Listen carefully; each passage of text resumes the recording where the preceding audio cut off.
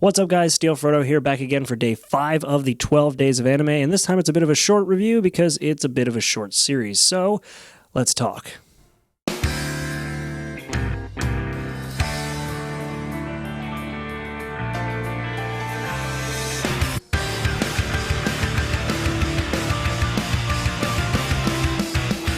So did you all love the Seven Deadly Sins as much as I did? Because I know that I loved that show. And did you want more of it?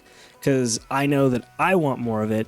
And I'm really waiting for Season 2, which I'm sure most of you are. And this isn't Season 2. This is kind of more of a small collection of OVAs. While they're good, they're kind of inconsequential and unsubstantial compared to the rest of the series. So let me talk about the main series real quick and why it's probably one of my all-time favorite shows. The actual series kicks off by introducing us to characters who are just so overpowered, which means that every fight we see in the series is so outlandish and just larger than life, and every character that we meet has some sort of really interesting or really tragic backstory that led them to being a part of the Seven Deadly Sins as a group, and each of the characters have their own personality that in one way or another endear themselves to you, which I love. That's really not something you see a lot in a bunch of characters, usually one character or maybe two characters, but in this case it's every character that's in this group.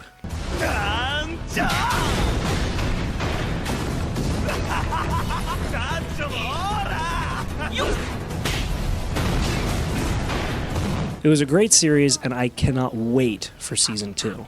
Now on to Signs of Holy War. It's not bad, it's good, it's just not as good as what we've seen from before, especially in the previous series. There's only really one problem I have with it, which is that it's fairly obvious that it can't leave a lasting effect on the entire series because it's happening between Season 1 and Season 2, so nothing major can change in the overall way the characters interact with each other and things like that. It's composed of 4 episodes that give each of the characters some screen time to kind of mess around and do whatever they want. There's an episode where everyone is chasing Mini-Hawk through the kingdom. There's one where Meliodas and Ban fight, which was actually probably the coolest episode of this entire set of 4 episodes. That's just my opinion, but I loved it. One episode for those of you who are really into the whole King and Diane ship, and one for Gowther and Merlin, and Gilthunder even shows up with his stalker. It's an interesting episode. Alongside this, there are some weird scenes at the end of each episode that I think are setting up events for Season 2. I'm not 100% sure, but that seems to kind of be the idea. Now, don't get me wrong, I like this short series, but it doesn't quite feel the same as what we've seen before. It feels a little more tame, and there's nothing wrong with that. It's just when you put it in the context of Seven Deadly Sins and things like this.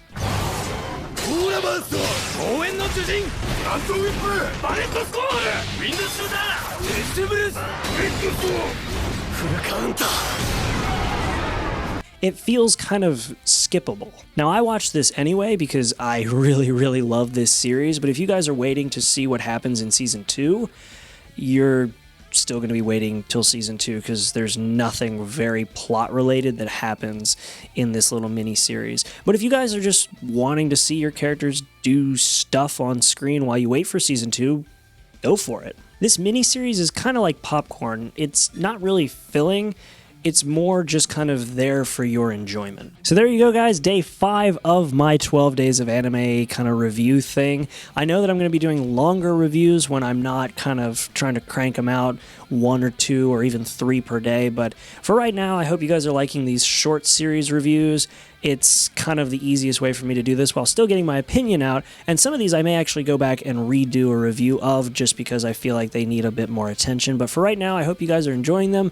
Make sure to like and subscribe if you haven't already. You can also follow me on Twitter and check out the links in the description down below, and I will see you guys tomorrow for the next review.